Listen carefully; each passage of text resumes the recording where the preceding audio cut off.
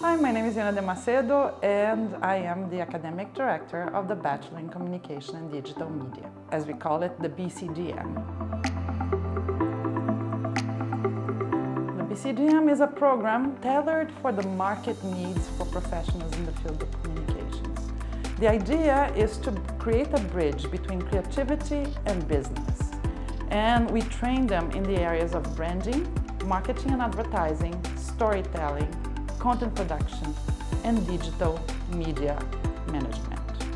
I would say that what makes it unique is that it's a kaleidoscopic program that gives students a very broad idea and hands-on experience in all the fields of communication as it is applied in the industry today. The profile of a great BCDM student is that of someone who wants to put their creativity at the service of business. He or she should be curious, wants to be ahead of the changing world in technology and new media. He or she should be creative, like to work with images and words. They should care about what audiences need, users need.